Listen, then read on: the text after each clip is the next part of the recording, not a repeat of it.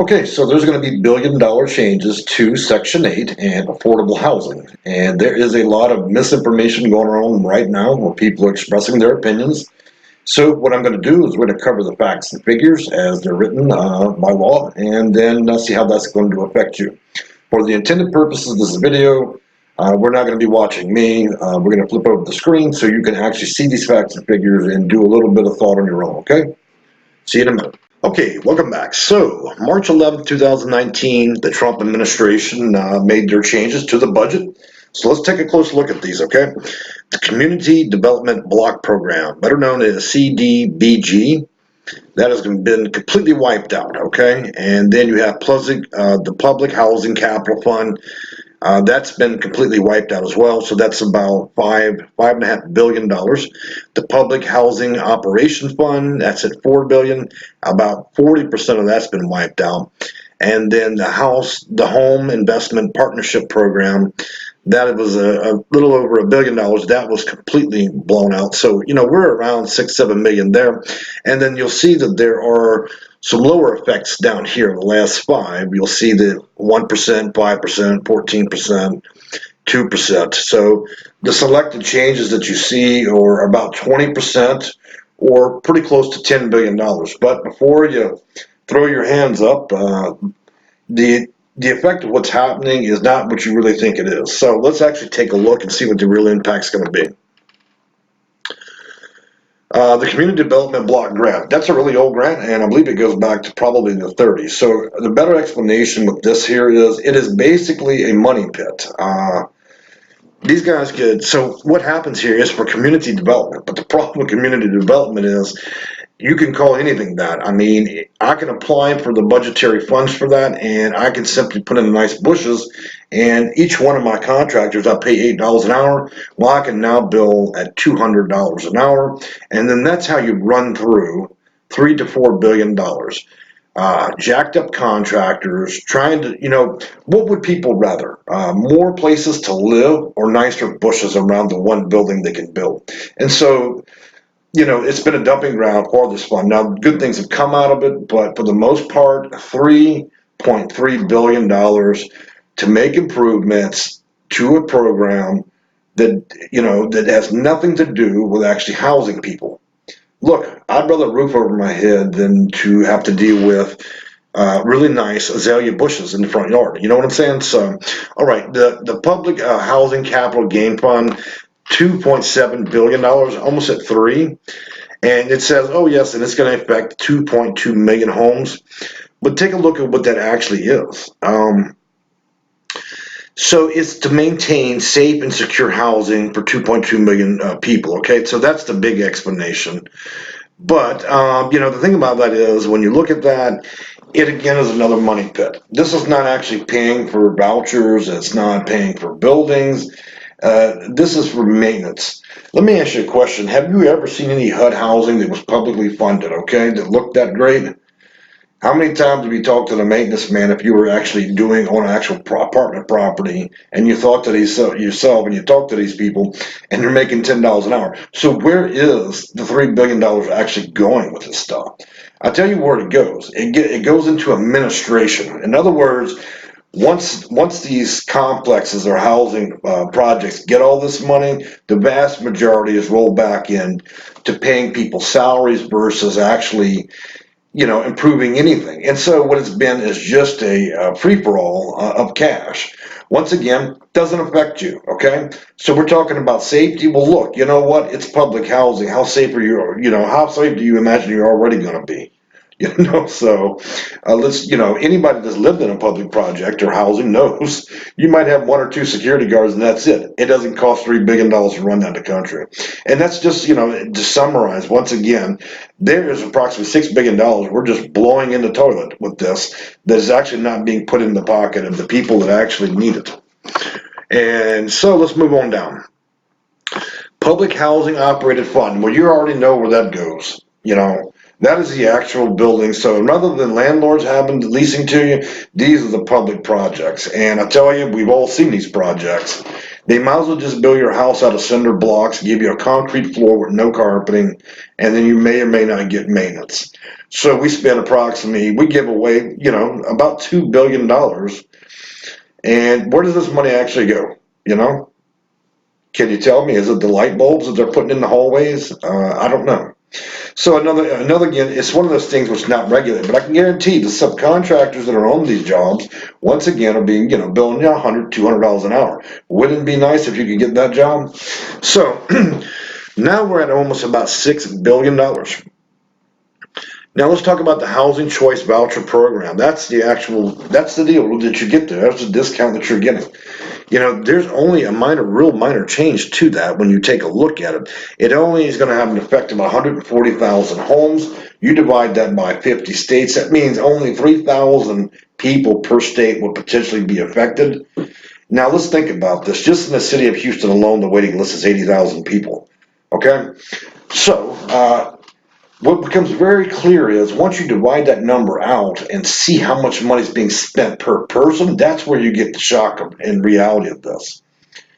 There are people that literally are able to rent homes for $5 and up to $10,000. Let me ask you a question. When was the last time you leased a home?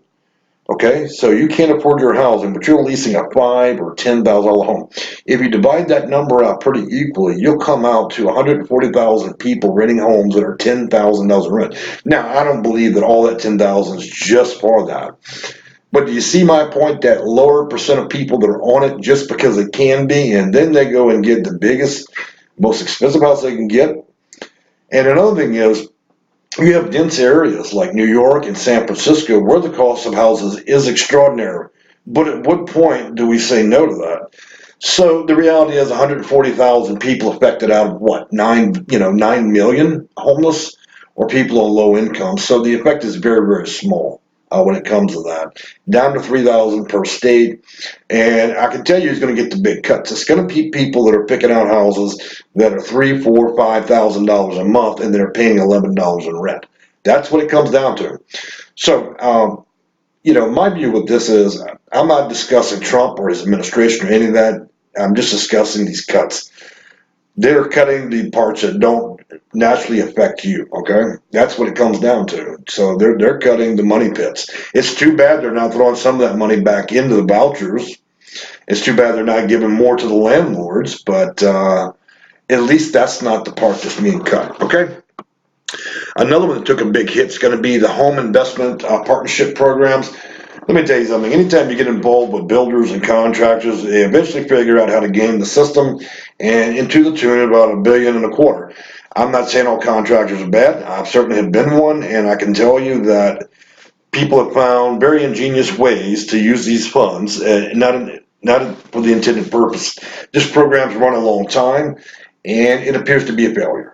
That's what it comes down to. We're spending $1.25 billion on something that has run its lifetime, and maybe it's time to create a new program, but throwing cash at being partners with landlords, how well has that worked? We still struggle to get landlords to lease to people that have low income. So why are we still throwing cash at them? So I think that would be one of the deals where they, cut that bill completely out.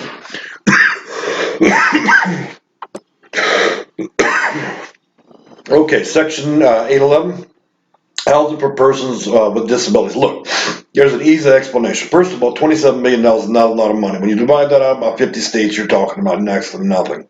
But the reality is, things have changed. Used to, affordable housing was more about the state being involved in running their own buildings where they would send the disabled persons. But now there's enough market share for private owners to lease to people with disabilities where it's not necessary. So they are making cuts to that because they really don't need to make that much of a push for it. And again, in the big scheme of things, when you're spending $10 billion on over 10 billion on low-income housing, 27 million in the scheme, that's really not much, especially when you consider government spending and how people tend to abuse that. You're probably talking about just a handful of buildings when it comes to that. So, okay, Section 202, housing for the elderly, goes down 34 million. Look, that is what it is. There could be a lot of explanations for that. Maybe it's, the needs are being met, maybe they're not. But again, that number marginally, 340 million people in the country. That's about $1,000 a person per person if everybody were homeless in the country or low income. I don't see that number being anything major. I would imagine looking at this, and it probably has more to do with the administrative part of this for the housing of the elderly than it does actually helping the elderly. So with all that being said, we'll go back to the top and just take a look on impacts here. So everything that's involved here, if you look at the first 5 pieces here, chopping out $6 to $7 billion has nothing to do with you getting your vouchers or getting discounts or getting into housing. But it has to do with all the people that are have all their hands in the piggy bank, that want a piece of that action. Some of these programs have been running over 80 years, and we talked about development blocks. Look, give out more vouchers and let's deal with less decorations.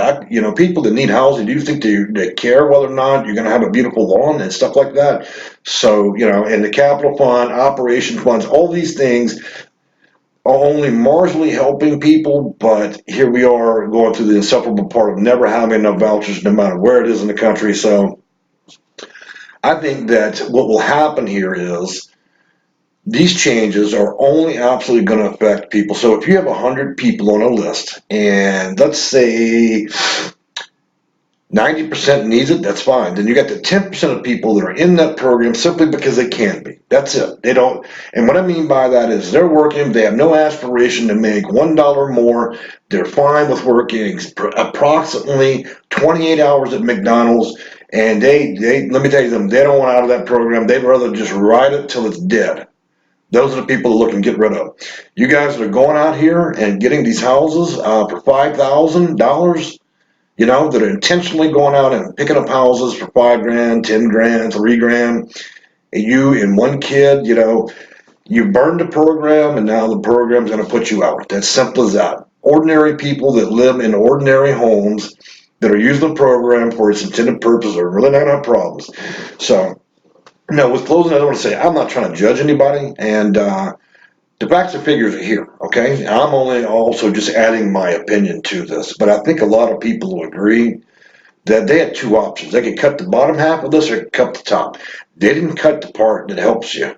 They just cut all the other people that are involved in some of these other obsolete programs. Now, for you guys that own businesses that do the community development block grant for $3 billion, I struggle with that idea. I mean, think about this. You're spending $20 billion on the vouchers, right? And then the top 5 things, we're spending double that for silly stuff. Absolutely silly. The housing capital fund's been around since 1937. How long do we need a failure to keep running? Where we pay contractors $100 and $200 an hour to come out to these public housing projects that already look like a trash can and do nothing. They're just riding the bank in. So I don't know what Trump's going to do, whether he'll be reelected, but I would like to see maybe the next presidency take a little bit of this money that's been taken away and reinstitute it into the vouchers. They already have the system established enough where there's a lot of people out there willing to rent. Why don't we increase the value to that and then just cut out the junk? And I think that's where that's going. So look, guys, you can like it, you can hate it, you can leave nasty comments, you can leave great comments. It makes no difference to me, but I think that people really need to know the facts that I think only a very small percentage of people are going to be cut out the program, and you know who you are, okay? So if I were you, I'd go buy some boxes and some tape and get ready to have your shit on the sidewalk, because the reality is the days that you've been able to go out there and get a $5,000 rental home and pay $11 and work at McDonald's are over. It is over. So it's time to cash out. All right, guys, it's been fun, and I hope you've enjoyed it.